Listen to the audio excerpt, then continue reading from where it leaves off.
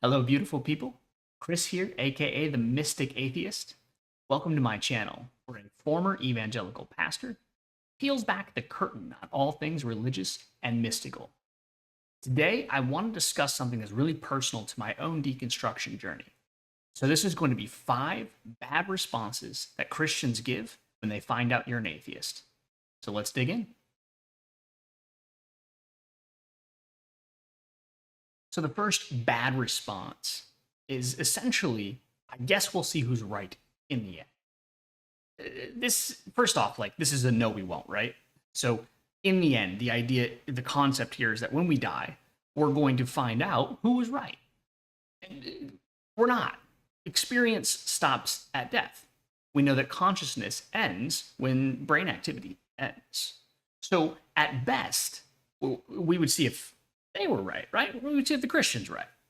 But they're also omitting, in this particular instance, the possibility that they're wrong about countless other religions and afterlives that they don't themselves believe in. So it's some almost watered down version of Pascal's wager. But this one also comes in many forms. So it's not just a simple, like, hey, we're going to find out when we die. A lot of times, they're going to pull something on the background where they're almost saying, like, have fun burning in hell. And that's really nefarious.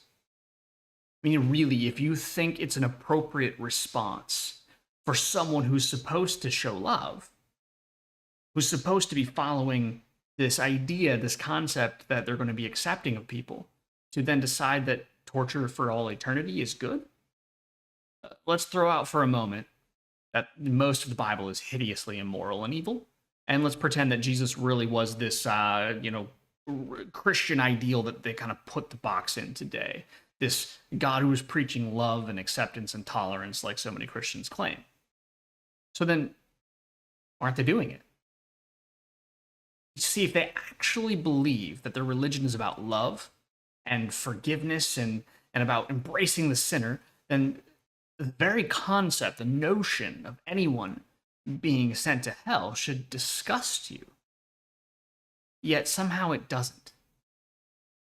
Side note, most atheists that I know at least are completely disgusted by the idea of an eternal torment of any circumstance. That's just basic. You see, the reality of what the good book teaches is not love or patience or tolerance or forgiveness. You know, the good book, it teaches vengeance. It is a nation of people that's looking to crush their enemies. And in the New Testament, it's a radical group of apocalyptic believers who are looking for their vengeance on those who are opposing them. This is why the book says things like, vengeance is mine, says the Lord. Or how it's praised in the end that God forcibly makes every knee of his enemies bow before him like an abusive dictator, and then throws them into burning fires for all of eternity, simply for not being on his side, for not believing in him. How horrifically immoral for an all-powerful, all-knowing God who literally wrote the rules himself to torture people for eternity simply for not believing in him and choosing to love him. Talk about a toxic relationship. And if you don't believe that this is what early Christians actually thought, right? If you're trying to say, well, no, this is some invention that's happened later, we can just jump into extra biblical writings as well. Tertullian actually wrote about the joy of seeing their foes burning in hell.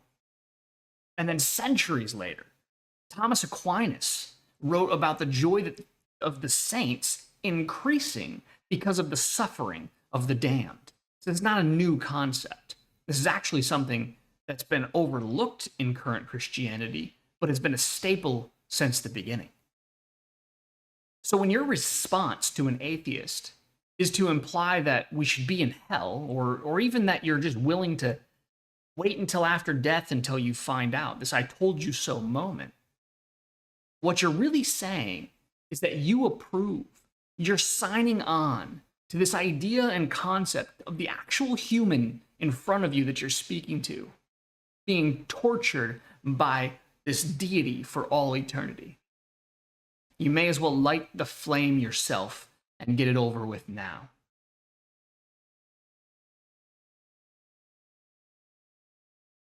Number 2 on our bad response list, and these are in no particular order, but this one's particularly funny to me.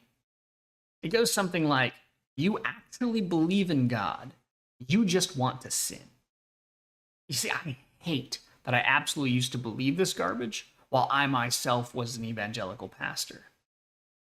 In fact, I need to take this moment to publicly apologize for ever teaching this concept, which is absolutely disgusting. Ironically, though, it is exploring this very concept during my own deconstruction that solidified my unbelief. So you see, this concept, it stems from a few different ideas biblically. First is the concept of original sin.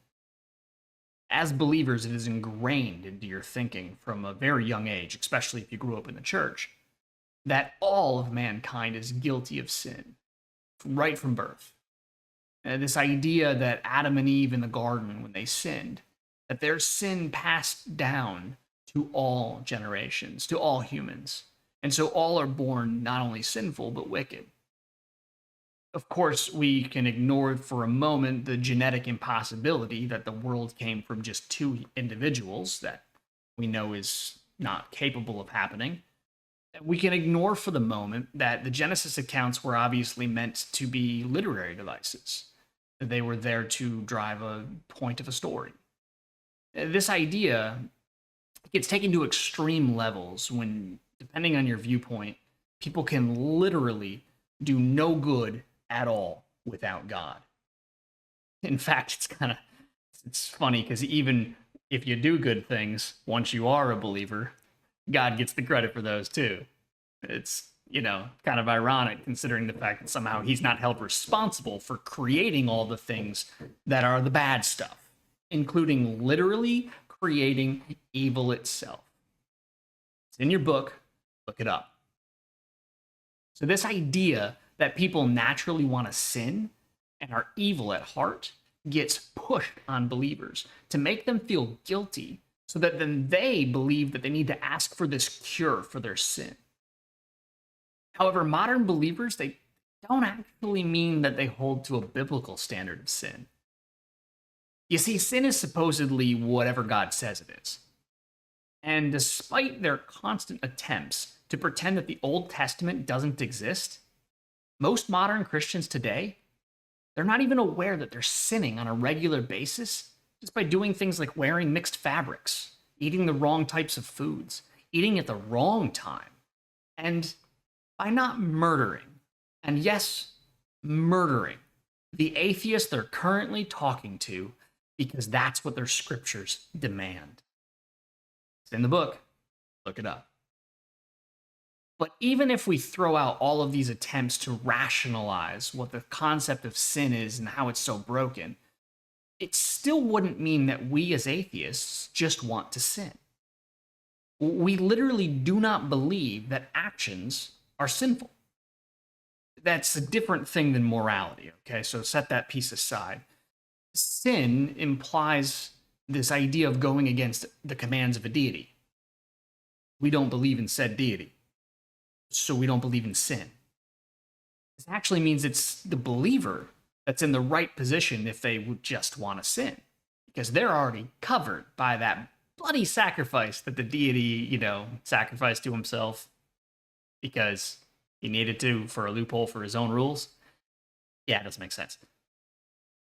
So this idea, this concept and accusation of their sin here, it ignores the believe part, right? So the first chunk of that, where you don't believe, you just want to sin, everybody focuses on the sin part. If we just condense this section down for a moment, because we'll get to this a little bit later, but they get the idea of you actually do believe in God from Romans chapter 1, verse 20, where Paul makes this outrageous claim that somehow every single person already knows God's law, that it's been written on their hearts from the beginning of all time, and doesn't have any excuse for not following it. Then why the missionary trips, Paul? Why the missionary trips? I want to know. But really, Paul's claim that the entirety of creation is a testament to God is what helped finish my deconstruction. When I was looking for answers, that's what the nail in the coffin was. But we'll get to more on that when we get to number 4.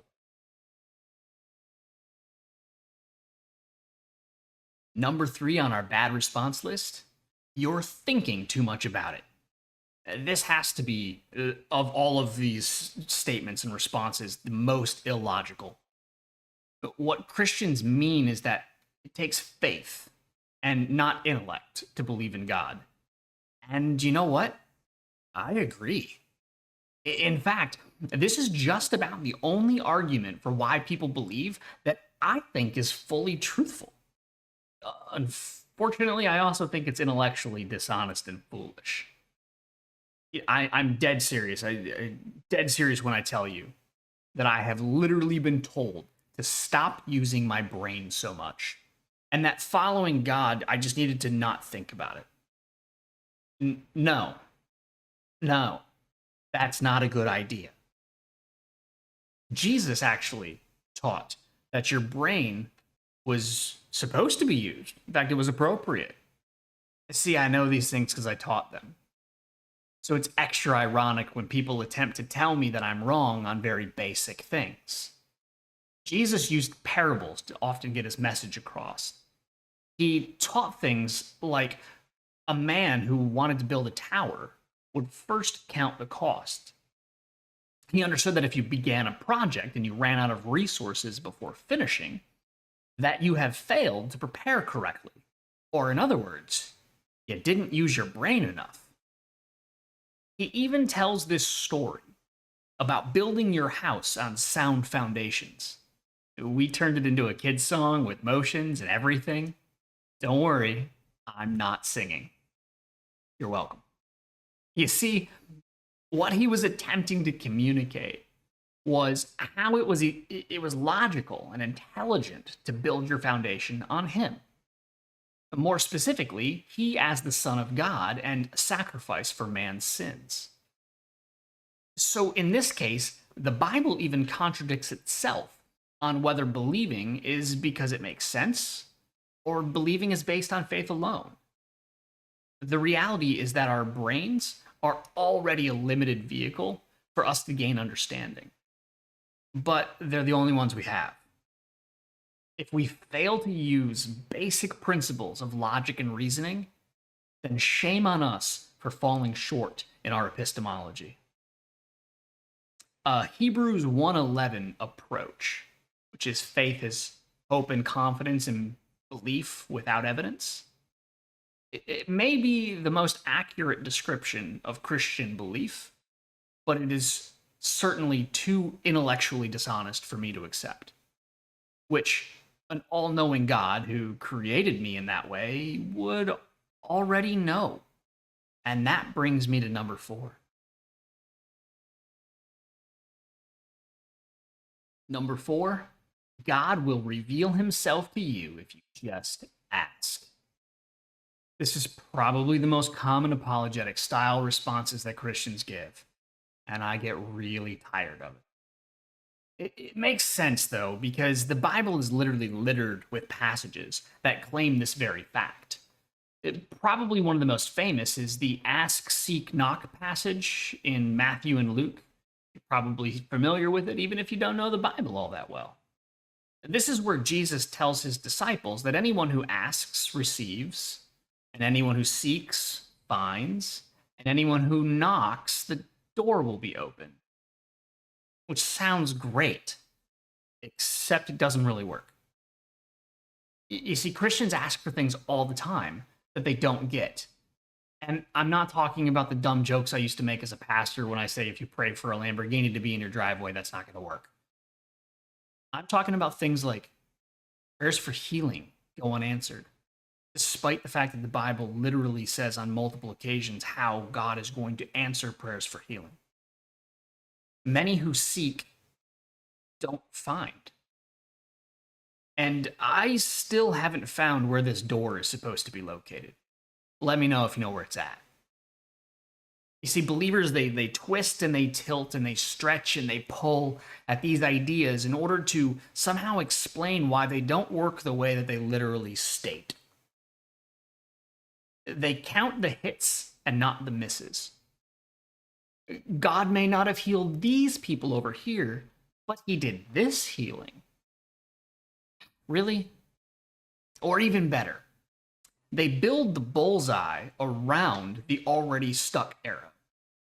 Something happens which has already happened, but because it can be a good thing in some way, they give credit to God and they draw the target so it looks like a hit. The truth is that prayer doesn't work. We have actually done tests on this. In fact, we kind of found the opposite sometimes. It's scary. Look it up.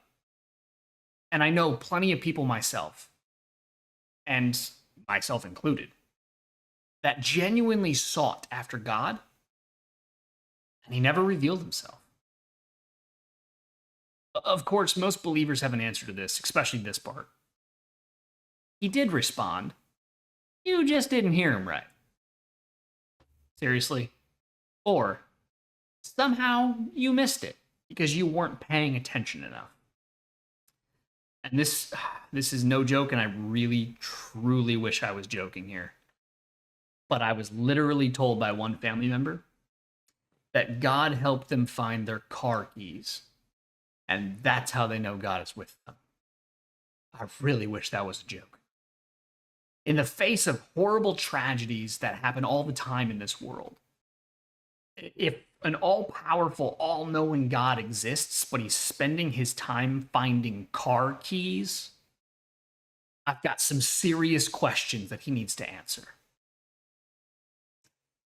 Earlier, I mentioned the Romans 1:20, this idea that from the beginning of creation, that all of creation itself stands as a testament to God, and therefore all people are without excuse for not believing. Yes, this is a truly look at the trees argument in Scripture itself. I used to actually stand by this passage. I taught sermons on it. I preached on it. I used to think that this was how atheists didn't actually exist, and they were just lying to themselves and rejecting God. That one really hurts on the other side of it. I can't believe I told people that, and I completely regret those actions now. You see, the problem with this passage is creation, and which is a terrible word for reality in the first place. It just doesn't point to God. Any God. Ever. In fact, we continually discover new things, new processes, all kinds of fascinating things. And yet, we have never found anything where the answer is God. As a fundamental evangelical, there were parts of my life where I believed that science was this conspiracy against God that was created by the devil. I unfortunately was taught things that kept me from actual science, and instead used a biblical first approach to any discoveries. Yes, I actually did believe that the Earth was only 6,000 years old at one point. That's kind of embarrassing. This notion that Romans 1:20, in my mind, it's this perfectly encapsulated process for how an unbeliever should be seeking to discover God, right? And the more I looked at creation, the more I realized God's not needed for any of this. In fact, it runs better without him. Last but not least, number 5. You have no basis for morality. Okay, first, let's compare some basic reasoning here. Morals must come from something outside of man, yet divine writing is written by men. So therefore, they come from the same place, just thousands of years before and without advancement. Now, I reject the idea that morals have to come from outside of man. I think that secular humanism can have answers to that in ways that are actually really good. But that's beside the point. So, secondly, let's explore the goodness of this God for a moment. If somehow your claim of divine origin in this case is correct, so you say that the morality of the Bible is this objective standard. That's what most Christians will actually say, right? Like we have objective morality because we have a standard. So let's look at the standard. Suppose you have a young girl who is raped and murdered. Now, this is horrific, but we will skip the debate on age of accountability issues, and we're going to assume that a young child automatically goes to heaven. Therefore, the believer says that the free will of this evil man is what caused the suffering of the child, but God delivered her into a better life eternally. But is this really what's happening? Let's assume that you yourself walk into the room while the man is attacking and abusing this child.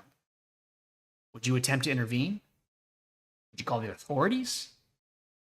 In fact, I would dare say that most people would consider it immoral in that case to not attempt to intervene in some possible way, even if they knew they didn't have the power to stop the man. Yet, the Bible says that God is all-knowing, he's all-powerful, he's omnipresent, which means he's everywhere, and that his arm is never shortened that he cannot save. And this God is sitting there watching this man attack this innocent child, and despite having the power to stop it, does nothing. That is an immoral being. But it gets worse. You see, this little girl had a mom. And that mom, after dealing with the aftermath of such a horrible, horrific thing happening to an innocent child, turned her back on God and rejected him as the immoral being that he actually is. And as such, this child's mom is condemned to an eternity of torture in hell by the same deity who stood by and did nothing for her child. But it gets worse. You see, the evil man was caught, and he was sentenced to life in prison for his crimes. And while in prison, he found God. He repented of his evil ways, and when he died, he goes to spend eternity in heaven with his victim.